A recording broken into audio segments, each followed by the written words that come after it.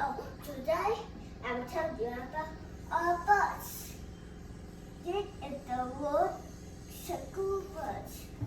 You can see school bus is yellow, and he has a wheel, and he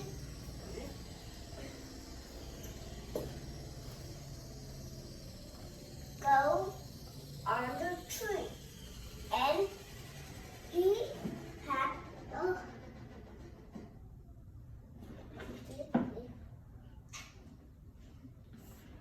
không biết chim này. Stop. Stop. And he started many lanes. Đừng chạm vào tivi con. 1, 2, 3. 1, 2, 3, 4, 5, 6, 7, 8, 9, 10, 11, 12, 14, 15, 16, 17. He had 17, 18, 19, 20. 23 left. And he had Ok rồi cứ để đấy năm nữa rồi sửa con. Con cứ nói tiếp đi. and the water rain come. Water move here, here, to here. Không chạm vào nhá. And a boat had a motorboat, sailboat, and a sailboat had a sailor, and he sit on it.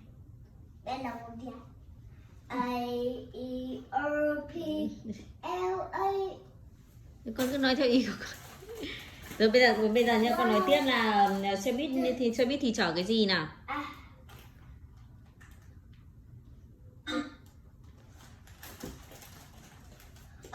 Wheel. In And the boat had a sailboat had a sailor.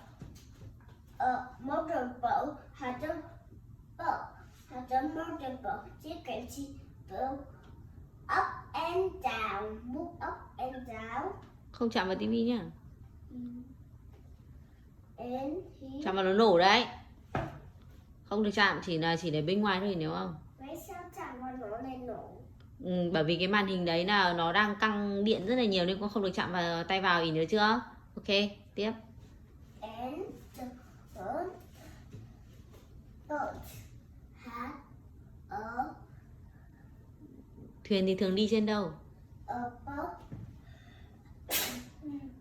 go on the lake, on the sea, and in the ocean. In the ocean. Ok. And the moon.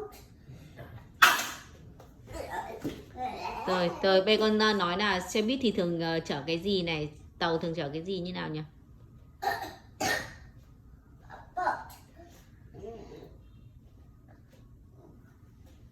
Không biết chú gì. Dry. A boat ride with a people. A people sit on the boat, and the boat go in on the water of the lake, in the sea, and on the ocean. And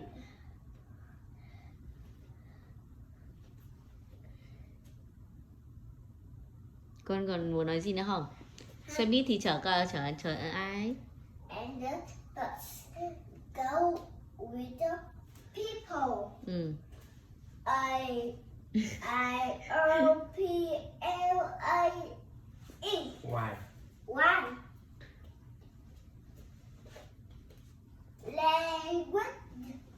Language. Rồi con Tin. thế con có muốn nói thêm gì về cái này nữa không? Ví dụ như là từ hai cái từ này thì là được bắt đầu bằng từ gì, đọc như thế nào, con nói nốt cái đấy thôi. Hai cái này được bắt đầu bằng từ gì? But start with a B.